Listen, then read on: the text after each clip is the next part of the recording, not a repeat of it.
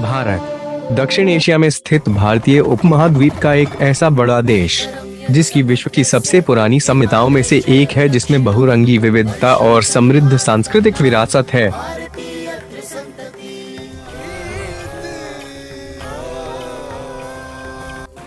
उत्तरं यत् समुद्रस्य हिमाद्रेश चैव दक्षिणम्।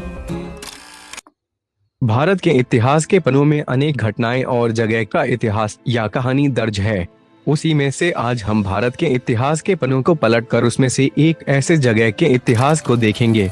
जी, हम बात कर रहे हैं भारत की राजधानी दिल्ली की, जिसे अक्सर दिल्ली सल्तनत के नाम से जाना जाता था। तो जल्दी से अपने गाड़ी का सीट बेल्ट बांध लीजिए और आइए हम दिल्ली सल्तनत के इतिहास के सफर पर चलते हैं। नमस्कार, मैं हूं अभय। इस चैनल पर आपका स्वागत है। दिल्ली सल्तनत के बारे में जानने से पहले हम आपको थोड़ा समय में पीछे ले जाकर कुछ जानकारी और प्राप्त कराते हैं कि तुर्क और अफगानियों का दिल्ली पर शासन कैसे शुरू हुआ।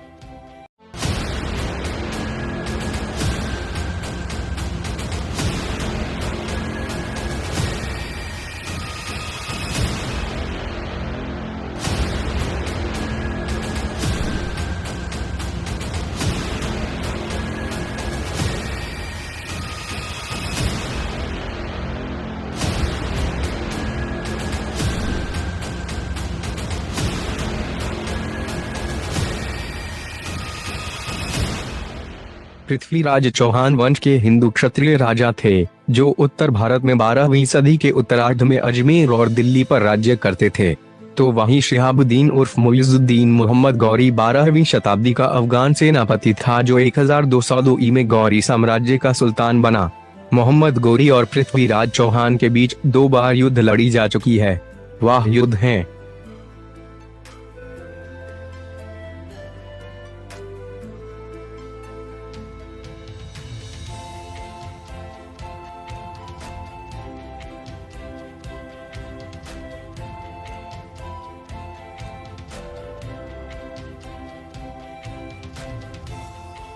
तराइन का पहला युद्ध महाराजा पृथ्वीराज चौहान और मोहम्मद गौरी के बीच सन 1911 में हुआ था। दिल्ली पर शासन करने वाले महाराजा पृथ्वीराज चौहान ने मोहम्मद गौरी को तराइन के पहले युद्ध में हरा दिया। महाराज पृथ्वीराज चौहान ने मोहम्मद गौरी को जीवन दान दे दिया और उसको वापस लौट जाने को कहा।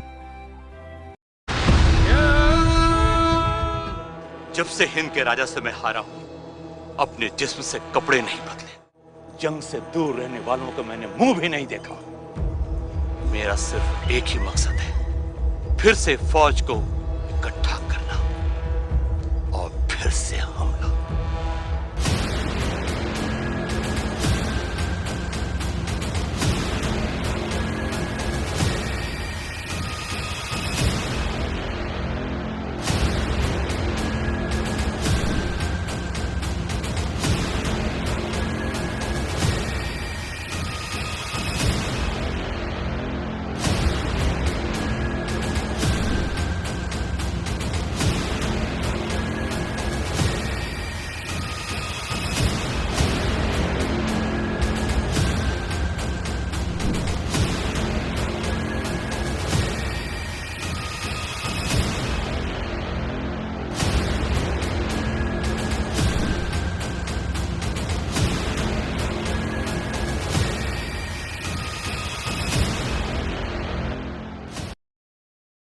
सन 1992 में मोहम्मद गौरी ने फिर से भारत पर हमला किया और एक बार फिर महाराजा पृथ्वीराज चौहान ने मोहम्मद गौरी का सामना किया। लेकिन इस बार जयचंद नाम के राजा ने मोहम्मद गौरी का साथ दिया, जिसके कारण तराइन की दूसरी लड़ाई 1192 में मोहम्मद गौरी की जीत हुई।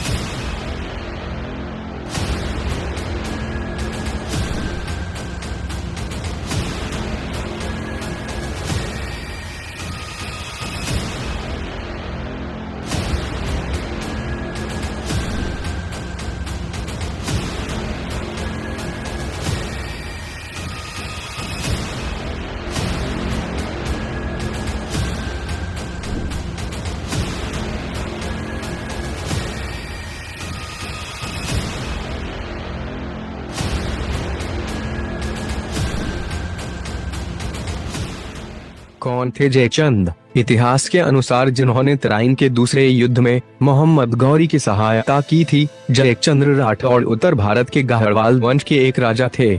उन्होंने गंगा नदी के पास में बसे काण्यकुब्ज और वाराणसी सहित अंटार्वेदी देश पर शासन किया। इतिहास के अनुसार ऐसे कोई प्रमाण नहीं है जिससे पता लगे कि जयचंद ने गौरी की सहायता की थी। गौरी को बुलाने वाले देशद्रोही तो दूसरे ही थे, जिनके नाम पृथ्वीराज रासो में अंकित हैं। तो आइए दोस्तों, तराइन के पहले और दूसरे युद्ध के बारे में जानने के बाद अब हम अपने गाड़ी से दिल्ली सल्तनत के मार्ग पर चलकर सफर करते हैं। दिल्ली सल्तनत काल सन 1206 से लेकर सन 1526 तक का है, जब यहाँ तुर्क और अफगानियों का शासन था। दिल्ली सल्तनत के समय में भारत के इतिहास की कई प्रमुख घटनाएं हुई हैं, जैसे कि कुतुब मीनार का निर्माण, अलाई के दरवाजे का निर्माण आदि। लेकिन दिल्ली सल्तनत की सबसे महत्वपूर्ण घटना जिसने भारत का इतिहास बदल दिया और भारत पर मुगलों का शासन कायम हो गया, वो थी पानीपत का पहला युद्ध। पानीपत का पहला युद्ध दिल्ली सल्तनत के अंतिम शासक इब्राहिम लोदी और बाबर के बीच सन 1526 में लड़ा गया था। इस युद्ध में बाबर की जीत हुई और भारत पर मुगलों का कब्जा हो गया।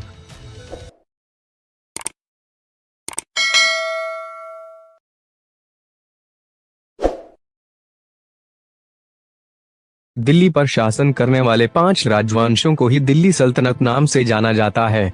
वह नाम है